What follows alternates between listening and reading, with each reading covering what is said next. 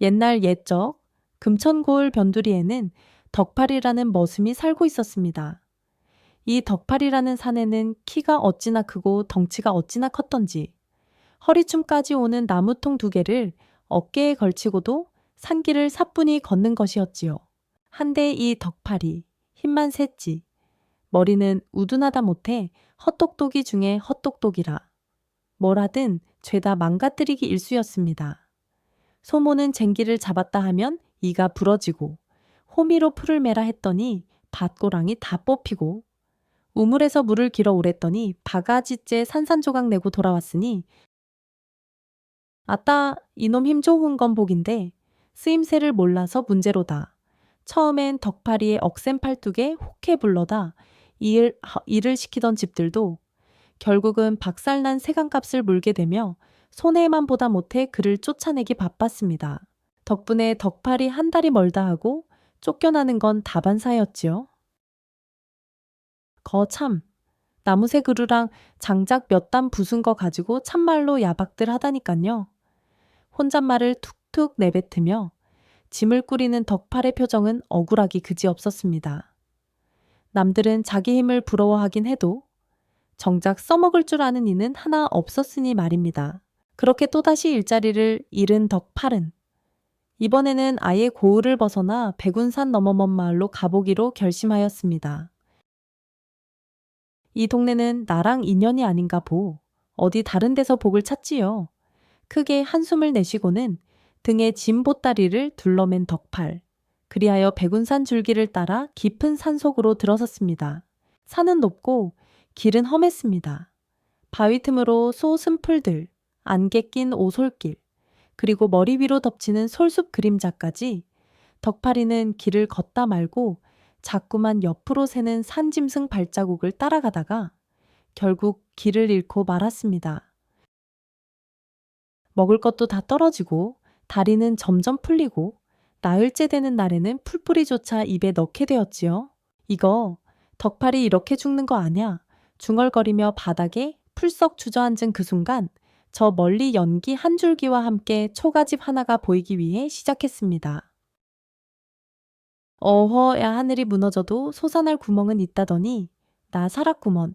정신을 차린 덕팔은 마지막 힘을 다해 그 집을 향해 터덜터덜 걸었습니다. 그 집은 단순한 민가가 아니라 산속 주막이었습니다. 영이 나는 굴뚝, 나무 간판에 삐뚤빼뚤 행랑 주막이라 쓰여 있었고 안에서는 탕국 냄새가 솔솔 풍겨 나오는 것이었습니다. 계십니까요? 배고픈 떠돌이 하나, 국밥 한 그릇 얻어먹고 싶습니다. 문을 두드리자 삐그덕 열렸고 그 안에서는 나이가 지긋한 주모가 나타났습니다. 그런데 이 주모가 그냥 흔한 시골 아주머니가 아니었습니다.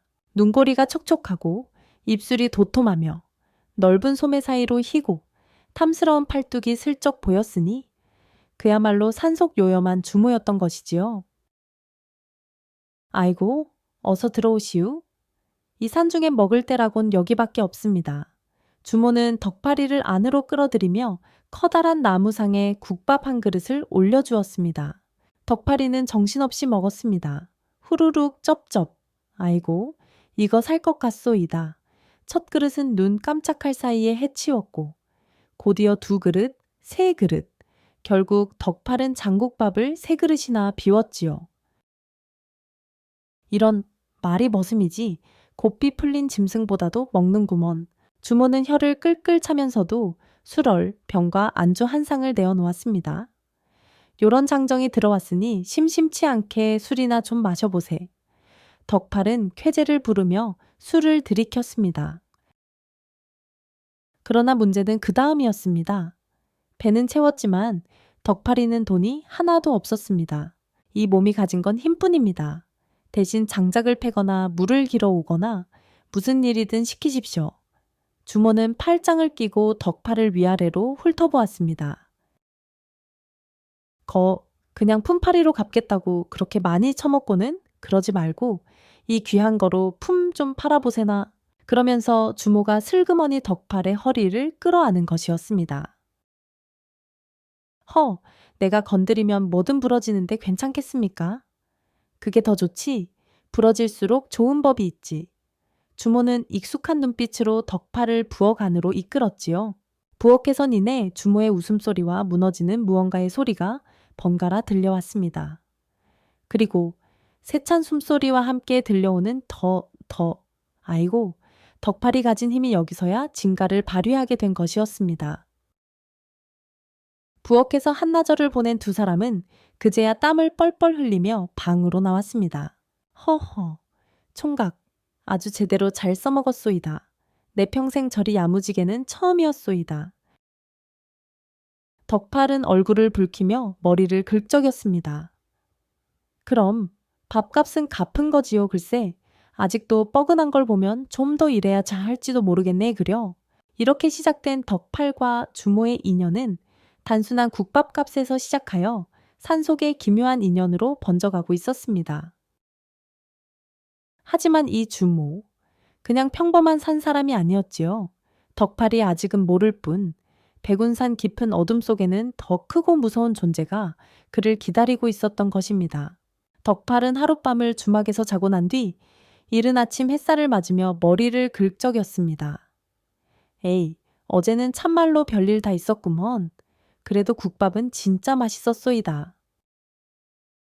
그런데 방 안을 훑어보니 주모가 보이질 않았습니다. 그래서 뒷마당을 기웃거리다가 주방 쪽에서 들려오는 칼 가는 소리에 발길이 멈췄지요. 쓱싹, 쓱싹, 쓱싹. 부엌 창문 너머로 보니 주모가 소복 차림으로 칼을 사정없이 갈고 있는 것이 아니겠습니까?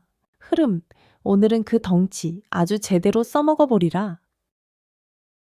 입꼬리를 쓰고 올리는 주모의 표정이 심상치 않았지만 덕팔이는 여전히 눈치 없이 오늘 또 고기 반찬 나오는구먼 하며 기뻐했지요. 참말로 요리 열정이 대단하신 분이구먼 하하. 그날 오후 주모는 점점 뭔가 말리고 뜯고 손질하더니 덕팔이 앞에 한 상 가득한 저녁 밥상을 내놓았습니다. 이번엔 피 떨어지는 날고기 대신 정갈하게 익힌 고기 반찬, 된장국, 나물, 술상까지 곁들여져 있었습니다. 이거 아주 진수성찬이로구먼. 덕팔은 두 손을 번쩍 들어 기뻐하였고 그 자리에서 밥 세 공기와 고기 몇 접시를 우적우적 해치웠지요. 마님도 좀 드셔보시지요. 나는 아직 그럴 기분이 아니라네. 하지만 자네 덕분에 입맛은 조금씩 돌아오는 것 같네 그려. 그러더니 마님은 슬쩍 손을 덕팔의 손등 위에 얹는 것이었습니다. 그 눈빛은 어쩐지 사람을 물끄러미 꿰뚫는 듯한 느낌이 들었습니다. 가끔은 말일세, 밥보다 더 필요한 것이 옆구리를 따뜻하게 데워줄 사내라네. 이 말의 덕팔에 눈이 휘둥그레졌지요. 에이, 마님이 또 농담을 잘하신다니깐요. 그러고는 쿡쿡 웃으며 술을 한 잔 더 들이켰습니다.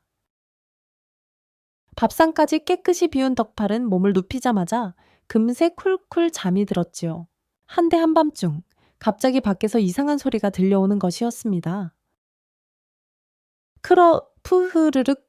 처음엔 바람소리인 줄 알았지만 들으면 들을수록 무언가 숨을 거칠게 몰아쉬는 듯한 기척이 느껴졌습니다. 덕팔은 슬며시 일어나 문틈 사이로 밖을 내다보았습니다. 그런데 이게 웬일입니까? 집 주위를 빙빙 도는 늑대떼가 달빛 아래서 눈을 반짝이며 으르렁거리고 있던 것입니다. 허허허, 배고픈가 보. 내가 고기 냄새를 너무 풍겼느냐며 덕팔은 어깨를 으쓱하며 대문 밖으로 나갔습니다. 어허, 야수들아. 사람을 보려면 예의 좀 차려야지. 일이 돌진하면 곤란하잖아요. 하지만 덕팔의 말이 통할 리가 없지요. 늑대 한 마리가 성큼 달려들더니 이빨을 드러내며 뛰어오른 것이었습니다. 후! 덕팔은 반사적으로 주먹을 휘둘렀고 그 한 방에 늑대는 나뒹굴며 덩굴 아래로 굴러 떨어졌습니다. 그르릉, 다른 늑대들도 이를 드러내며 한꺼번에 달려들었습니다. 덕팔은 그제야 사태의 심각성을 느끼고 잽싸게 뒤를 돌아 뛰기 위해 시작했지요. 이놈들아, 나한테 덤비려면 50년은 이르다, 임마. 달빛 아래에서 벌어진 늑대떼와 덕파리의 추격전은 그야말로 장관이었습니다. 나무 사이를 헤치고 바위를 넘어 덩치 큰 덕팔이 산길을 쏜살같이 달렸습니다. 숨이 턱까지 차오를 즈음 멀리서 기와지붕 하나가 보이기 위해 시작했습니다. 헉, 저기다 민가다. 덕팔은 전속력으로 달려 그 집의 대문을 두드렸습니다. 사람 살려요. 늑대떼가 쫓아옵니다. 문 좀 열어주시오. 안에서는 잠시 정적이 흘렀고 이내에 흰 옷을 입은 여인이 문을 열며 나타났습니다. 그 얼굴은 어찌나 곱던지 덕파른 순간 말문이 막힐 정도였지요. 산을 넘다가 짐승에게 쫓기다 이리로 왔습니다. 어서 들어오십시오. 늦은 밤 고생 많으셨습니다. 그 여인은 차분한 말투로 덕파를 안으로 들였습니다. 집안은 조용하고 서늘했습니다. 마루 위는 먼지가 앉을 정도로 오래된 느낌이었고 방마다 인기척도 없이 적막했지요. 이 집엔 마님 혼자 사시나 봅니다. 덕팔이 묻자 여인은 잠시 눈길을 내리깔며 대답했습니다. 예, 돌림병이 돌았을 때 가족들이 모두 떠났습니다. 이제는 저 혼자 이 집을 지키고 있을 뿐입니다. 그 말을 들은 덕팔은 마음이 짠해졌습니다. 참 안 됐습니다. 저라도 도울 일 있으면 하겠습니다. 그날 밤 덕팔은 마님의 사랑채에서 묵게 되었습니다. 그곳은 창고처럼 쓰이는 방이었는데 구석구석에 도포, 갓, 묵화, 병풍 등 양반가의 흔적이 가득 남아 있었지요. 뭔가 좀 수상하긴 한다. 그래도 몸이 피곤하니 일단 자고 보자. 그렇게 덕팔은 눈을 붙였습니다. 그러나 이 집에는 그가 아직 모르는 또 다른 존재가 숨어 있었습니다. 밤은 깊어져 가고 사랑채엔 쌀쌀한 기운이 스며들었습니다. 덕팔은 얇은 이불을 목까지 끌어당기며 몸을 둥글게 말았지요. 어이구, 아무래도 창문이 삐뚤게 달렸는지 바람이 쌩쌩 드는구먼 중얼거리던 그때였습니다. 어디선가 바스락, 바스락 기묘한 소리가 들려왔습니다. 고양인가 아니면 바람결에 나무 씹소린가 귀를 기울이던 덕팔은 문득 낮에 본 병풍과 갓, 도포들이 생각났지요. 그때만 해도 별 생각 없었지만 지금 다시 떠오르니 뭔가 오싹한 기분이 들었습니다. 이상한 기척에 눈을 뜬 덕팔은 불 꺼진 사랑채 안을 이리저리 둘러보다 귀신에라도 홀린 듯 투전판 하나를 발견했습니다. 이게 뭐야? 낮엔 없던 게 왜 생겼대 가까이 다가가 보니 그 주변엔 낯선 사내들이 빙 둘러앉아 있었습니다. 모두 얼굴빛이 창백하고 눈 아래가 시커멓게 꺼져 있었으며 숨소리 하나 없이 조용히 패를 섞고 있었지요. 거참 오랜만에 투전판이라 반갑구먼. 다들 말이 없으신 게 긴장하신 겁니까? 덕팔은 아무 거리낌 없이 투전판 옆에 철퍼덕 앉았지요. 나도 한 판 껴도 되겠습니까? 돈은 없고요. 뭐 걸면 되나? 그러자 사내들 눈 위로 푸르스름한 불꽃이 피어오르며 서늘한 목소리가 귀끝에 스며들었습니다. 목숨을 걸어라. 그 말을 들은 덕팔은 두 눈을 동그랗게 뜨더니 오히려 호탕하게 웃으며 말했습니다. 허허, 내가 투전판에서 쫓겨난 이유를 모르나? 보구먼 내가 패만 잡으면 다 부서져서 문제라니까. 말이 끝나기 무섭게 투전패를 손에 쥔 덕팔이 기합을 넣으며 패를 던졌습니다. 허약. 그러나 패는 허공에서 뱅뱅 돌다가 탁탁 와장창 모조리 깨지고 부러져 산산조각이 나버렸습니다. 또 이렇게 버렸네. 내가 이래서 마을에서 도박 못한다니까는. 덕팔은 뒤통수를 긁적이며 웃었지만 사내들의 표정은 점점 험악하게 변해갔습니다. 이내 사내들은 기괴한 울음소리를 내며 한꺼번에 덕팔을 향해 달려들었습니다. 아이고, 뭐들 하십니까? 내가 잘못했으면 고만들 하시지요. 그러면서도 덕팔은 잽싸게 주먹을 날렸고 사내들은 꽈당꽈당 나뒹굴며 저만치 날아갔습니다. 하지만 그 순간 놀라운 일이 벌어졌습니다. 그들이 입고 있던 도포, 갓, 옷가지들이 다시 방 안구석으로 흩어지듯 사라진 것이었습니다. 엥? 조금 전까지 나랑 싸운 사람들 맞나? 근데 저 옷들 낮에 내가 봤던 그것들이구먼. 덕팔은 소름이 오싹 돋았지만 그래도 입을 실룩이며 중얼거렸습니다. 귀신이든 뭐든 주먹 맛보면 다 달아나는 법이지요. 어디 가서 나 덕팔이한테 까불면 손해란 거 알려줘야지. 그때였습니다. 사랑채 문이 삐그덕 열리며 마님이 밥상을 들고 들어왔습니다. 많이 기다리셨지요? 덕팔은 흠칫 놀랐다가 밥상 위에 차려진 고기 반찬들에 정신이 팔렸습니다. 야, 이게 바로 산중 진수성찬 아니겠습니까? 그런데 이상하게도 마님은 숟가락을 들지 않았습니다. 마님, 어째 안 드십니까? 일이 만난 걸? 나는 서방을 잃은 이후로 입맛이 없소.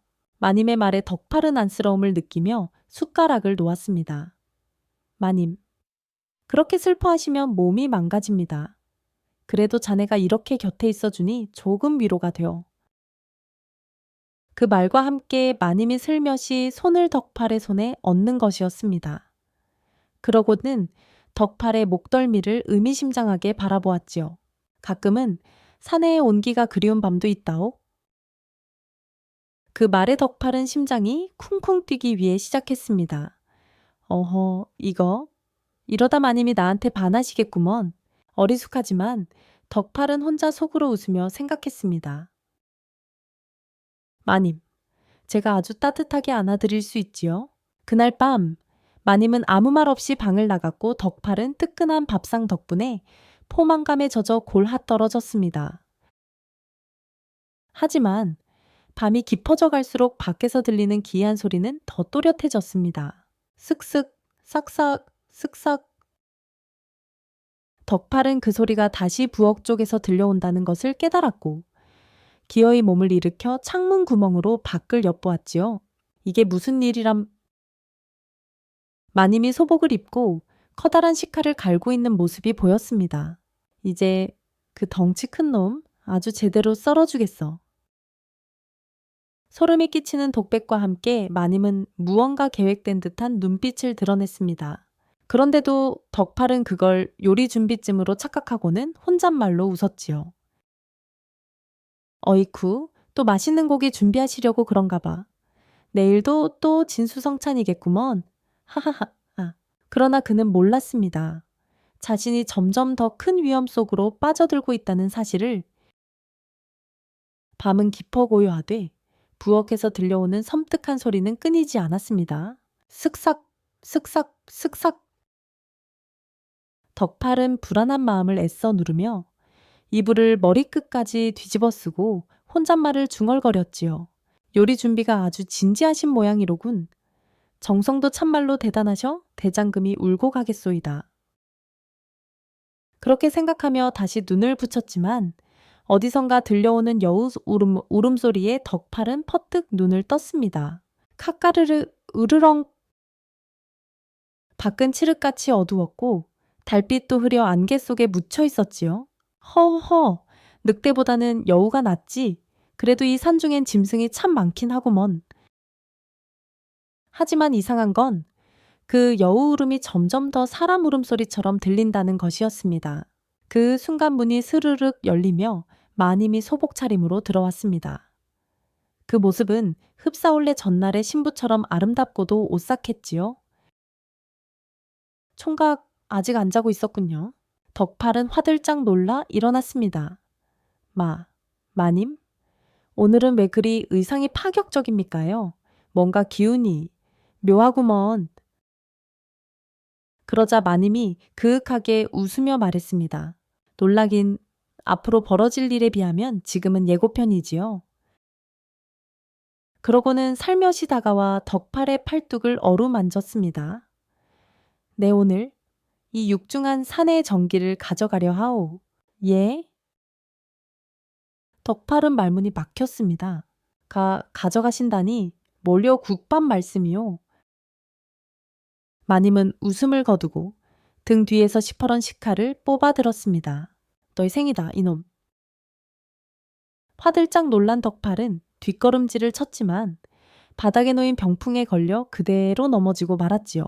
이우악. 그러나 다행히도 넘어지면서 내뻗은 다리가 마님을 그대로 병풍 쪽으로 차버리는 사태가 벌어졌습니다. 깍! 꽈장창. 병풍이 무너지며 마님이 그 속으로 처박혔고 식칼은 바닥에 부러져 나가 떨어졌습니다. 마님 왜 그러십니까? 장난이면 그만하시지요. 그러자 마님의 눈빛이 일그러지며 눈동자가 길고 가늘게 변해갔습니다. 이놈 힘만 무식하게 세서 마님의 온몸에서 하얀 털이 돋기 위해 시작하더니 이빨은 뾰족하게, 손톱은 날카롭게 변하는 것이 아니겠습니까? 아니, 마님이 여우였단 말입니까? 나는 천년 묵은 구미호다. 내 놈의 정기를 받으러 이 산중까지 내려왔거늘. 그 말을 들은 덕팔은 기겁하면서도 어이없어 웃음을 터뜨렸습니다. 에잇, 내가 이래서 예쁜 여인네를 믿지 말랬지. 어쩐지 일이 곱더라니. 구미호 마님은 다시 한번 달려들었고 덕팔은 두 손으로 팔을 움켜잡아 막아냈습니다. 이놈 내 팔을 놓지 못할까? 안 놓이면 칼로 베실 거잖습니까? 두 사람은 이리저리 실랑이를 벌이다 결국 덕팔이 힘을 주자 구미호는 또다시 날아가 벽에 처박혔지요. 그러자 이번엔 구미호의 치마가 확 들리며 그 아래에서 9개의 하얀 꼬리가 쫙 펼쳐졌습니다. 아이고, 뭐가 이리 많소 허허, 이게 진짜 구미호였구먼. 덕팔은 기겁했지만 동시에 화가 끓어올랐습니다. 어이구, 내가 정신 놓고 믿었구먼. 밥 챙겨주고 정 챙겨준 게 죄였냐? 그러고는 허리춤을 풀어 곱비같이 두툼한 허리띠를 벗어들었습니다. 이놈의 요망한 여우 같은 이라고 볼기짝 맛을 좀 봐야 정신 차리겠구먼. 구미호는 기겁해 도망치려 했지만 덕팔의 소나기에서 도망칠 수는 없었지요. 힘을 살려주게 잘못했소이다. 이리 와라. 내 오늘은 아주 조상대대로 기억에 남게 해주마. 덕팔은 구미호의 손목을 딱 잡아 끌고 허리를 숙인 채로 볼기짝을 사정없이 올려붙이기 위해 시작했습니다. 짝짝쨍쩍 산이 떠나가라 울리는 소리에 바깥에서 여우들이 우르르 몰려와 집 주변을 맴돌았지만 감이 들어오지 못하고 있었지요. 이것이야 힘이 곧 정이라는 걸 보여주는 본보기다. 구미호는 끝끝내 울부짖으며 이제야 알겠소이다. 잘못했소이다. 다시는 사람을 해치지 않겠소. 결국 덕팔의 괴력 앞에 구미호는 항복하고 말았습니다. 후, 이놈의 산, 이상한 일이 한둘이 아니구먼. 덕팔이 한숨을 푹 쉬며 문을 나서자 놀랍게도 주변의 여우떼가 하나둘씩 사람의 모습으로 변하기 위해 시작하는 것이었습니다. 그중 맨 앞에 나선 이는 고운 한복 차림의 여인이었는데 덕팔이 쳐다보자 조용히 고개를 숙이며 말했습니다. 장사 나으리, 참으로 고맙습니다. 저희는 모두 이 집에 갇혀있던 구미호의 희생자들입니다. 덕팔은 멍하니 고개를 끄덕였고 또 다른 사람이 나와 말을 이었습니다. 원래 이 집의 진짜 주인은 바로 저 권련마님이십니다. 그 말에 덕팔이 고개를 휙 돌리니 진짜 권련마님이 다소곳이 서 있었습니다. 구미호와 똑 닮은 얼굴이었으나 눈빛에는 고요한 슬픔이 깃들어 있었습니다. 장사님 덕분에 요괴의 마법이 풀렸습니다. 이 은혜를 어찌 갚아야 할지 덕팔은 멋쩍게 뒷머리를 긁으며 웃었습니다. 아이, 뭐 그런 말씀을. 그냥 밥 한 끼 더 주시면 좋겠소이다. 그러자 권련마님이 수줍게 웃으며 말했습니다. 그보다 더 좋은 걸 드릴게요. 이 집의 주인이 되어 저희와 함께 살아주실 수 있겠습니까? 예. 입이 떡 벌어진 덕팔. 그렇게 덕팔은 졸지의 산속 기와집의 주인이 되었고 수많은 사람의 은인으로 추앙받게 되었답니다. 하지만 아직 이 산에는 끝나지 않은 무언가가 더 숨어 있었으니 그날 이후로 산속의 저택에는 다시 사람 사는 기운이 감돌기 위해 시작했습니다. 구미호가 휘두르던 마법이 풀리자 수년간 정체 모를 병으로 눌려있던 사람들이 하나둘씩 깨어나 옛 제 모습을 되찾았던 것입니다. 아이고, 장사님 덕에 우리가 살아났소이다. 그날 구미호가 저를 데려갔을 때만 해도 다 끝난 줄 알았지요. 그 힘으로 우리 마님도 이 집도 다시 살려주셨구먼요. 덕팔은 영문도 모르고 무턱대고 주먹질했을 뿐인데 사람들은 그를 영웅처럼 떠받들었습니다. 허허, 내가 원래 정의감 하나는 있지요. 덕팔은 이내 산속 저택의 주인이 되었고 권련마님과 함께 새로운 삶을 시작하게 되었습니다.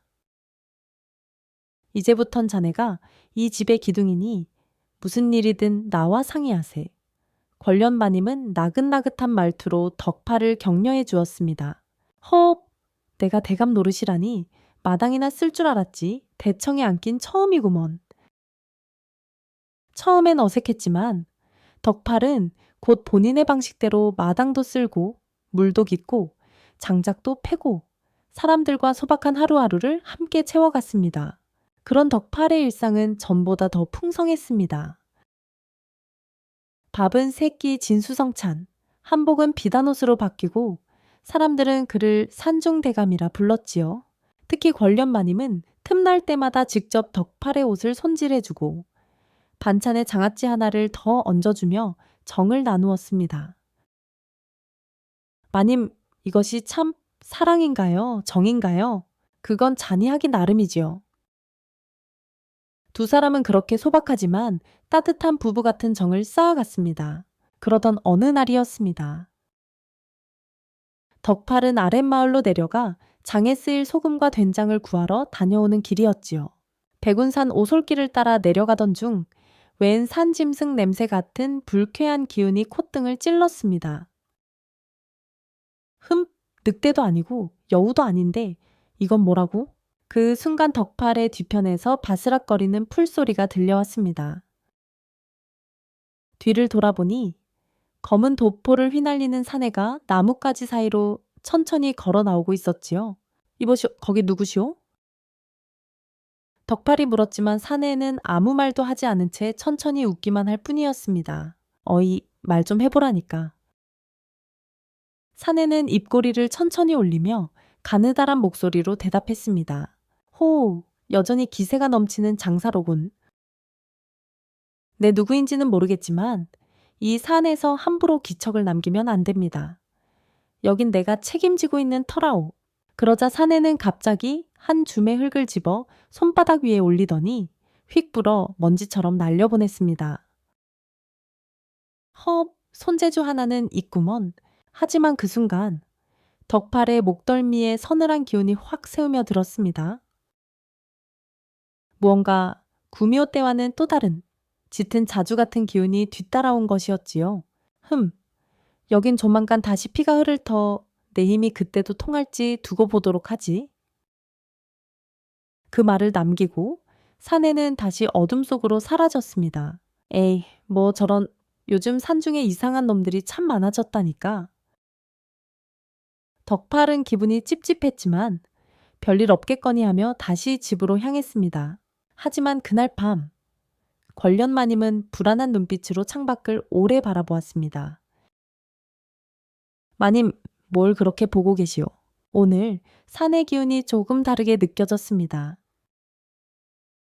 덕팔은 태연하게 웃었습니다. 뭘 걱정하십니까? 이 덕팔이 있잖소. 권련마님은 그런 덕팔의 팔에 살며시 기대었습니다. 그러게요. 하지만 때론 사람의 힘으로도 감당할 수 없는 것들이 산에는 숨어 있으니까요. 그 말에 덕팔은 조용히 창문 너머 깊은 산 그림자를 바라보았습니다. 어디선가 또 다른 존재가 깨어나고 있다는 느낌이 들었지요. 며칠 뒤 백운산 깊숙한 곳에 있는 어느 동굴 안 이곳은 사람의 발길은커녕 짐승조차 얼씬하지 않는 어둠의 터였습니다. 그 안에는 바닥 가득 피가 말라붙은 흔적과 붉은 부적 수십 장이 겹겹이 붙어 있었으며 그 중앙엔 검은 갓을 쓴 사내가 가부좌를 튼 채 조용히 앉아 있었습니다. 허허, 천년 묵은 여우가 볼기짝 맞고 쫓겨났다더니 이 산엔 참 별별 일이 다 일어나는구나.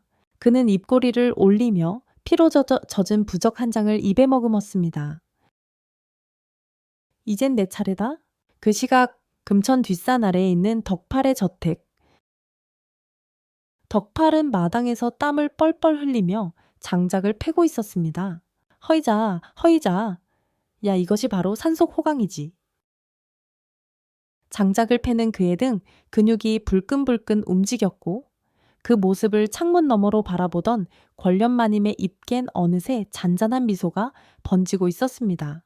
그렇게 힘 좋다고 자랑은 마시오.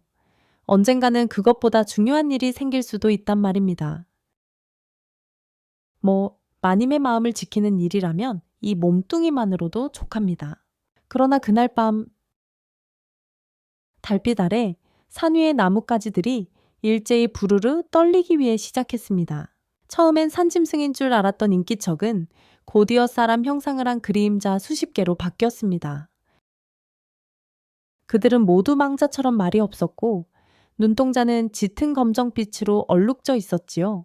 그 무리의 앞에 선 이는 제복도 관복도 아닌 검은 도포를 휘날리는 사내였습니다. 드디어 때가 왔다. 덕팔이라 했나? 그놈의 기운을 반드시 뽑아내어야겠다. 그는 손을 쭉 뻗어 허공에 부적을 띄우더니 산신의 피, 혈맥을 부른다. 불에 탄 듯한 부적이 공중에서 타올랐고 불빛이 퍼지자 모름 모두 기와집 쪽으로 향하기 위해 시작했습니다. 다음 날 아침 덕팔은 평소처럼 정재석 권련마님과 함께 찻잔을 들고 있었습니다. 오늘따라 산이 조용하군요. 그러게요. 어쩐지 공기까지 무거운 느낌입니다. 덕팔은 찻잔을 내려놓고 말했습니다. 며칠 전에 마을에서 이상한 사내 하나 봤습니다. 흙을 손에 쥐고 불더니 먼지처럼 날려보내더이다. 왠지 깨름칙했어요. 그 말을 들은 권련마님은 눈썹을 살짝 찌푸렸습니다. 그건 혹시 북쪽에서 내려왔다는 혈술사 에시에수시트가 아닐까요? 혈술사요. 권련마님은 찻잔을 내려놓고 조용히 말했습니다. 예전 구미호가 나타나기 전 이 백운산에는 어두운 피의 기운을 다루는 술사가 있었지요. 그는 죽은 자의 혼을 불러내어 산 사람의 기운을 빼앗아 힘을 키우는 자였어요. 헙, 그럼 구미호보다 더 나쁜 놈 아닙니까? 그 술사는 본래 관에서 금기로 지정된 존재였지만 오래전 추방된 뒤 소식이 끊겼지요. 한데 그자가 다시 돌아온 거라면 권련마님은 말끝을 흐리며 조용히 고개를 저었습니다. 이 집도 자네도 노릴 수 있습니다. 그날 저녁 덕팔은 사람들을 모아 대문을 더 단단히 걸어 잠그고 초소를 세워 밤마다 번갈아가며 감시를 서게 했습니다. 나야 잠 안 자도 버틸 수 있으니 걱정하지 마시구려. 나한테 오기만 하면 주먹 한 방에 다 끝장이라오. 하지만 덕팔의 그런 호언장담과 달리 집 주변의 공기는 점점 묘해졌습니다. 꽃이 피어야 할 정원에는 낙엽처럼 말라붙은 꽃잎만이 흩날렸고 우물에서는 가끔 피비린내가 올라오기도 했습니다. 심지어 사람 중 몇몇은 자다가 악몽에 시달려 비명을 지르며 깼지요.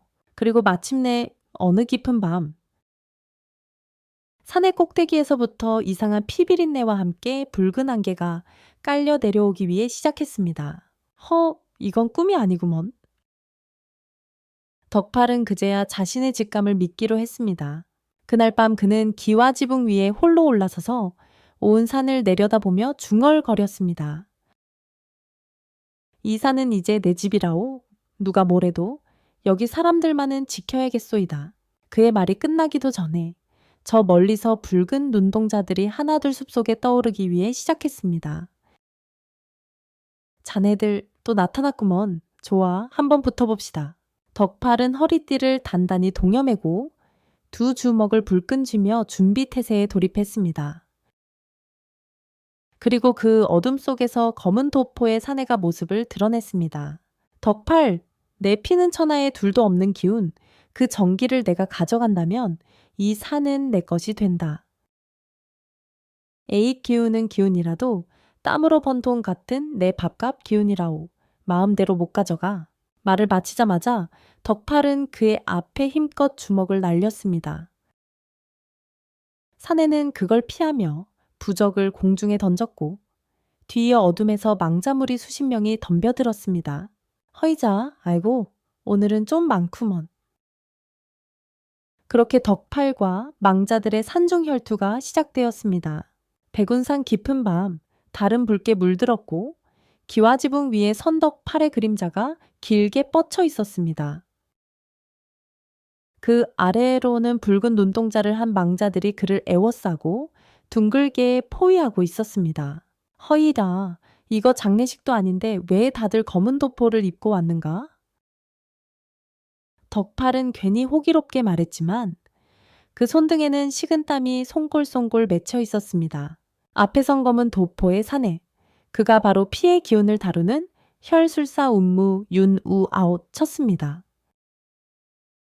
덕팔, 그대의 기운은 사람의 것이라 보기 어렵다. 오직 하늘과 산이 내린 피지. 내 그것을 빼앗아야만 이 백운산의 지배자가 될 수 있지. 그래서 날 이렇게 귀찮게 하시오. 참말로 못돼 먹었구먼. 운무는 한 손을 번쩍 들더니 하늘 위로 붉은 부적 수십 장을 흩뿌렸습니다. 홀령이여, 깨어나라. 그 말과 동시에 땅이 흔들리며 전에 죽은 자들의 망령이 집안의 정원 바닥, 담벼락, 우물가에서 하나둘 솟아올랐습니다. 그들의 발밑에는 어두운 피의 문양이 번지듯 퍼져갔습니다.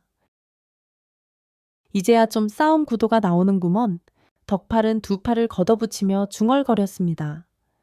그의 굵은 팔뚝에 핏줄이 선명히 드러났고 입꼬리엔 익숙한 호기심 섞인 웃음이 스며 있었습니다. 조소, 주먹값은 해야 할 거 아닙니까? 첫 번째 망자가 날쌔게 튀어올라 덕팔의 목덜미를 향해 손톱을 겨누었습니다. 하지만 덕팔의 반응은 더 빨랐습니다. 페어그잼. 그 한 방에 망자의 상반신이 저만치 날아가 대나무 숲 안으로 사라졌지요. 다음 두 번째, 세 번째 망자가 덤볐지만 덕팔의 괴력은 여전했습니다. 팔 한 번 휘두르면 3명, 발 한 번 차면 5명이 우수수 넘어갔습니다. 내가 이래서 마을 장정들한테 도박도 금지당했다니까. 하지만 숫자는 너무 많았습니다.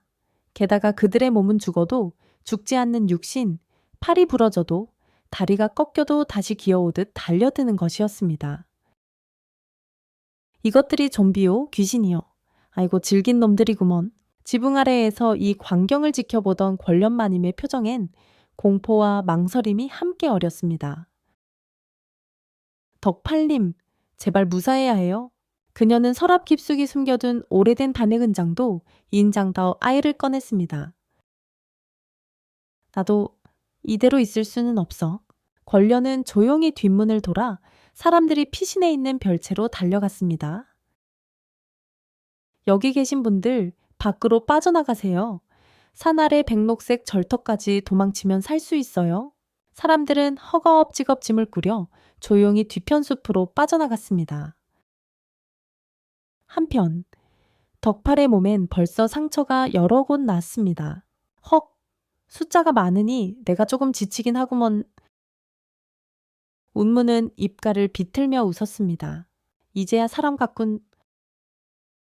그는 주머니에서 마지막 붉은 비단 부적 하나를 꺼냈습니다. 그리고 하늘을 향해 외쳤습니다. 혈문시엠은 이어 열려라. 순간 하늘이 갈라지는 듯한 붉은 섬광이 뿜어져 나오며 그 중심에서 거대한 붉은 뱀의 형상이 나타났습니다.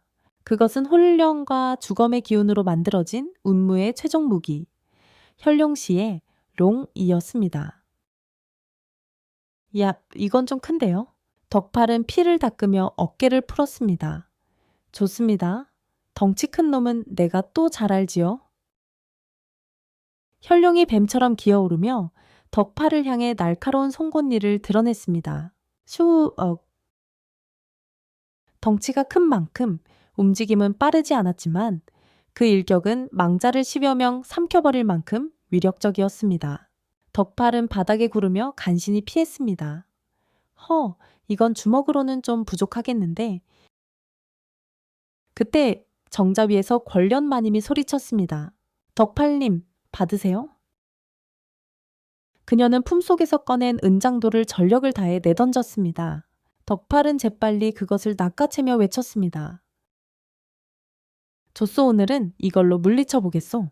현룡이 마지막 돌진을 하려는 찰나 덕팔은 그대로 몸을 날려 그 머리 위에 올라탔습니다. 그리고 외쳤습니다. 이 덕팔이 밥심으로 괴물도 베는 거요? 고와의 안것 은장도가 붉은 기운을 가르며 현룡의 머리 중앙을 정확히 꿰뚫었습니다. 붉은 기운이 산산조각 나고 혈술사 운무는 피를 토하며 무릎을 꿇었습니다. 이런 힘이 사람에게. 아따, 좀비랑 도깨비랑은 상대해 봤지만 말 많은 놈이 제일 피곤하더이다. 운무는 그 자리에서 쓰러졌고 그를 따르던 망자들의 눈빛은 하나둘씩 사라졌습니다. 정막 속에 남은 건 지친 숨소리를 뱉는 덕팔과 떨리는 눈으로 그를 바라보는 권련마님 뿐이었습니다. 괜찮으십니까? 많이 다치셨잖아요. 권련이 그의 얼굴에 손을 대자 덕팔은 웃으며 말했습니다. 에이, 그냥 좀 피가 났을 뿐입니다. 이 정도는 장터 싸움보다 덜 아프다니까요. 그러나 그가 웃는 사이 하늘은 다시 한번 크게 울렸고 산 너머에서 불길한 소리가 멀리서 울려 퍼졌습니다. 아직 끝난 게 아니야. 권련마님은 창백한 얼굴로 말했습니다. 운무는 혼자 움직이지 않아. 그 뒤에는 더 강한 존재가 숨어 있어요. 덕팔은 하늘을 보며 한 손을 허리춤에 얹고 말했습니다. 그래요, 그럼 내 밥값은 아직 덜 끝났구먼. 그렇게 산속의 밤은 다시 조용해졌지만 더 거대한 폭풍의 전조가 조용히 스며들고 있었습니다. 밤이 지나고 백운산에는 안개가 자욱하게 깔렸습니다. 어제의 전투가 거짓말처럼 조용해졌지만 산기운은 여전히 이상할 정도로 무겁고 눅눅했습니다. 덕팔은 붕대로 팔을 감은 채 장작더미에 걸터앉아 숨을 돌리고 있었습니다. 허허어, 어제는 참말로 북치고 장구치고 도깨비도 한판 친 밤이었지? 그가 머리를 긁적이며 중얼거릴 때 권련마님이 조용히 다가왔습니다. 그녀의 눈에는 걱정과 무언가 다 하지 못한 말이 담겨 있었습니다. 덕팔님, 고맙습니다. 어젯밤 당신 아니었으면 모두 끝장이었어요. 에이 마님, 밥 얻어먹은 게 얼만데요. 이 몸은 먹은 만큼은 갚는 사내라니까. 덕팔은 늘 그렇듯 웃으며 말했지만 그 웃음 뒤로는 점점 더 짙어지는 불길한 기운이 맴도는 걸 느끼지 않을 수 없었습니다. 하지만 마님, 어제 그놈이 죽기 전에 뭐라 했는지 아시죠? 권련은 고개를 천천히 끄덕였습니다. 아직 끝난 게 아니다. 그렇죠. 내 보기엔 이건 이제 막 시작한 거요. 그날 밤 권련마님은 덕팔이 잠든 뒤 서재 안에 오래된 족자를 꺼내 들었습니다. 이럴 줄 알고 내가 이걸 숨겨둔 거였지? 그 족자는 먼지가 두껍게 덮인 채 수십 년간 아무도 손대지 않은 듯 했지만 그 속에는 고대 봉인의 전설이 그림과 함께 새겨져 있었습니다. 백운산 북경의 바위 아래 천년 전 봉인된 탐암호 안후 한탐매가 잠들어 있다. 7 구슬이 부서지고 피의 문이 열릴 때 암호는 다시 세상 위에 그 발톱을 드러낼 것이다. 설마 진짜로 그 녀석이 깨어나는 건가? 권련의 눈썹이 파르르 떨렸습니다. 암호. 그것은 전해 내려오는 전설 속의 어둠의 신수 신속해서 저고 수천의 백성들의 혼을 빨아들이고 하늘조차 가릴 만큼 거대한 그림자를 들이운 존재였습니다. 그리고 그것을 봉인한 7 구슬 중 셋이 이미 구미호와 혈술사에 의해 깨졌다는 것을 권련은 본능적으로 깨달았습니다. 이대로라면 덕팔님이 위험해져요. 그녀는 밤이 새도록 봉인의 비문과 옛 책들을 뒤적였습니다. 그러다 문득 오래된 양피지 속에 끼워진 쪽지를 발견했습니다. 그를 깨우기 위해선 강철의 육신, 순정한 심성, 그리고 하늘이 내린 운명의 불꽃이 필요하다. 강철의 육신, 순정한 마음, 설마 권련은 눈을 감았습니다. 그 얼굴 위로 놀람과 확신이 동시에 떠올랐습니다. 덕팔님이 바로 그것이었구나. 한편 덕팔은 여느 때처럼 새벽 산길을 돌며 운동 삼아 돌을 나르고 있었습니다. 흐리어야 이거야말로 건강 비결이요. 그때였습니다. 땅 밑에서 진동처럼 퍼지는 울림이 느껴졌습니다. 지진인가? 덕팔이 두리번거리던 순간 산 너머 절벽 아래에서 붉은 기운이 솟구쳐 오르며 바위가 갈라지기 위해 시작했습니다. 그 틈 사이로 피어오르는 검은 연기, 그리고 그 안에서 들려오는 짐승의 숨소리 같은 굉음, 컹컹 끄 그르릉. 덕팔은 눈을 가늘게 뜨고 그 틈을 바라보았습니다. 이거 산짐승 소리는 아닌 것 같은데요. 그 순간 붉은 기운이 솟구치며 절벽에 새겨진 부적 문양이 화르르 타오르듯 사라졌습니다. 이런 봉인이 깨지는 건가? 그의 외침과 동시에 산 전체가 요동쳤고 절벽 안에서 커다란 발톱이 튀어나왔습니다. 바위를 찍어 눌러버릴 만한 엄청난 크기의 그것은 전설 속에서만 존재하던 아모아모아눅 투어라산리의 일부분이었습니다. 이건 주먹으로 될 크기가 아니지 않소? 덕팔은 본능적으로 뒷걸음질 쳤습니다. 하지만 그 순간 그의 머릿속에 낯선 목소리 하나가 울리기 위해 시작했습니다. 네오는 선택받았다. 내 피는 이 산이 택한 전기이자 봉인의 열쇠다. 뭐요? 누가 지금 내 머릿속에? 도망치지 말라. 너는 이 봉긴을 이을 자이자 어둠의 대적자다. 덕팔은 그 말에 멍하니 섰다가 이내 주먹을 쥐었습니다. 줬소? 밥값은 이미 넘겼는데 이젠 산값을 해봐야겠구먼. 그는 절벽을 향해 달려가며 소리쳤습니다. 아무든 암탈기든 간에 내가 오늘 제대로 밥상 한번 차려주겠소. 그 순간 권련마님이 그 뒤를 따라 달려왔습니다. 덕팔님 안 돼요. 당신의 전기를 노리는 게 틀림없어요. 그래도 내가 아니면 누가 합니까? 그는 씩 웃으며 말했습니다.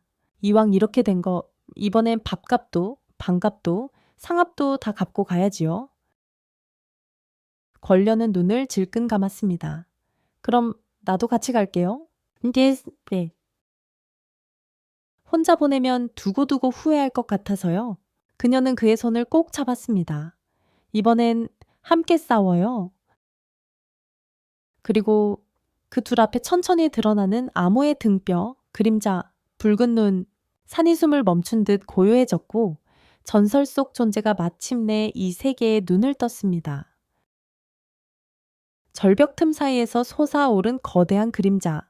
그것은 한 마리 호랑이의 형상을 하고 있었지만 이 세상의 그 어떤 짐승보다도 거대하고 무시무시했습니다.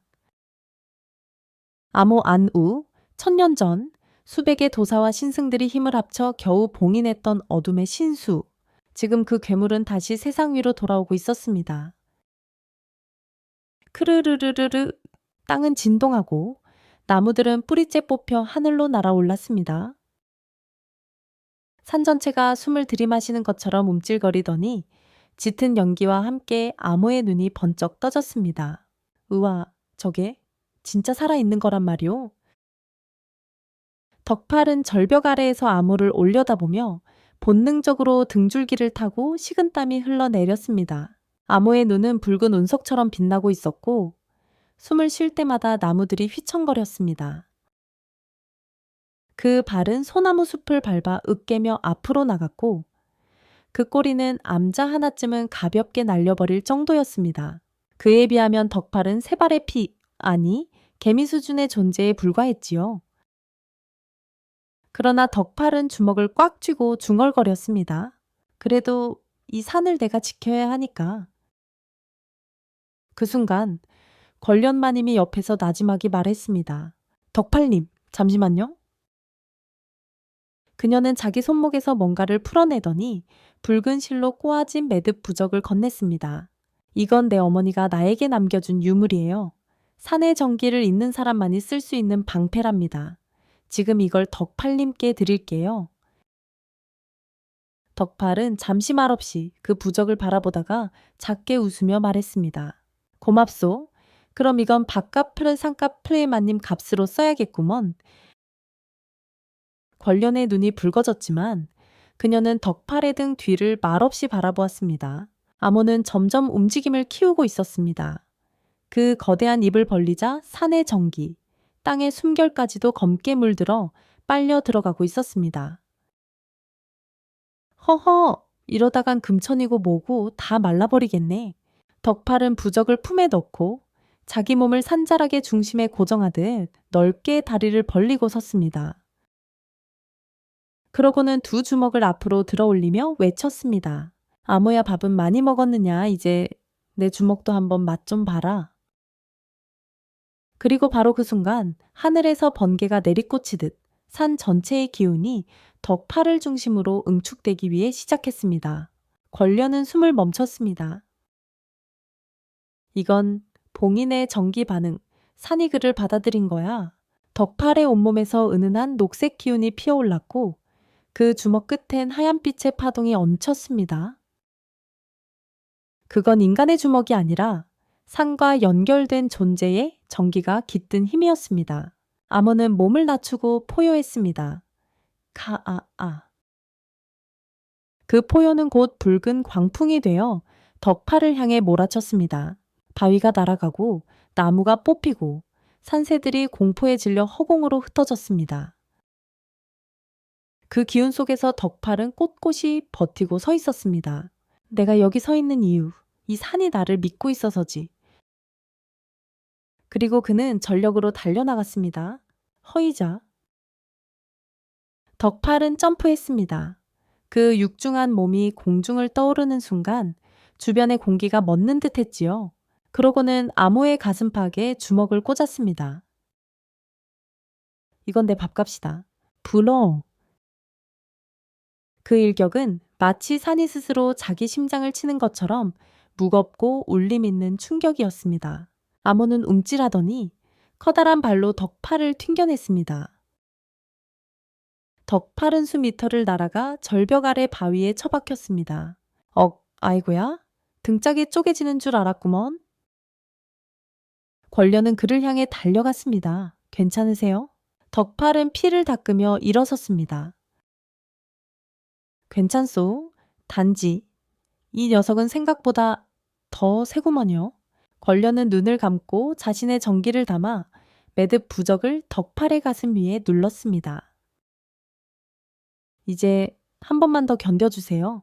내 정기를 전부 담았습니다.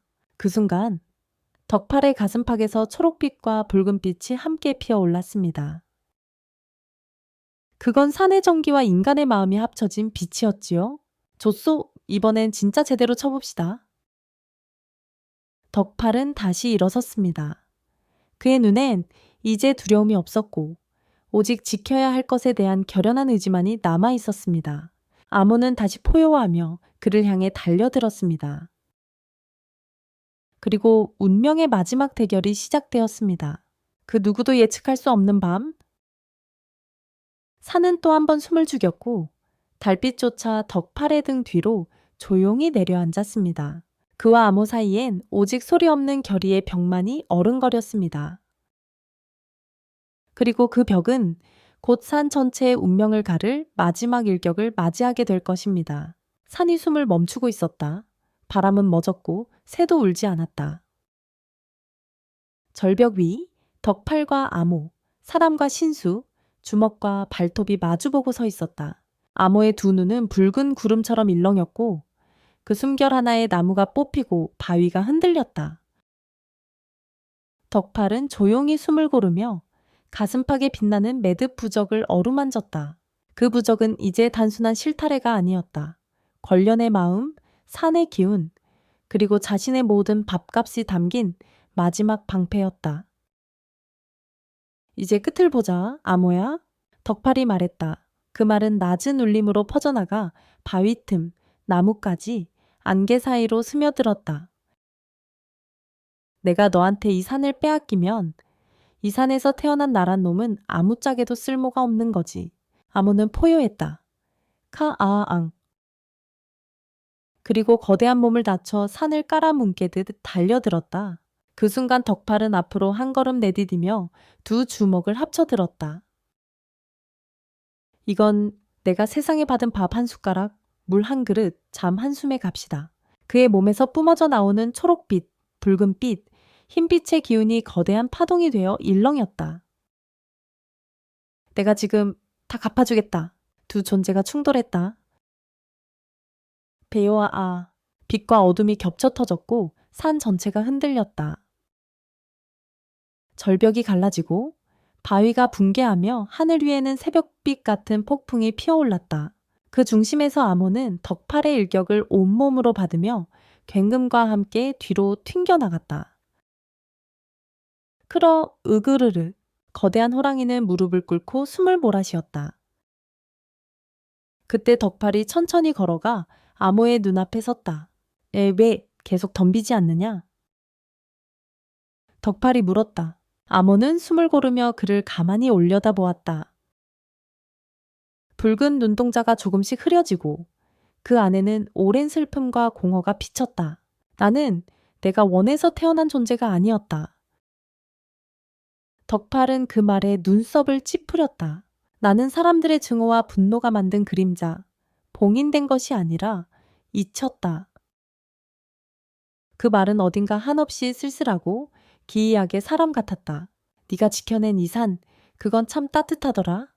내가 모르는 온기였다. 아모는 마지막 숨을 내쉬며 온몸의 기운을 천천히 거두기 위해 시작했다. 그 거대한 몸이 안개처럼 흩어졌고 바위 위에는 검은 기운의 잔재만이 남았다. 이제 난 끝이다. 하지만 너는 끝이 아니다. 그 말과 함께 아모는 완전히 사라졌다. 그와 동시에 붉은 안개가 걷히고 산의 기운은 다시 원래대로 돌아왔다. 바람이 불고 새들이 다시 지저귀기 위해 시작했으며 금천 쪽 하늘에는 노을빛이 조용히 피어올랐다. 권련마님이 달려왔다. 덕팔님. 그녀는 숨을 헐떡이며 무릎을 꿇은 덕팔을 껴안았다. 괜찮아요? 무사한 거죠? 덕팔은 웃었다. 허허, 내가 밥값 안 하고 죽겠습니까? 며칠 뒤 백운산의 집에는 다시 평화가 깃들었다. 사람들은 돌아왔고 정원에는 꽃이 다시 피기 위해 시작했으며 우물에서는 맑은 물이 솟아올랐다.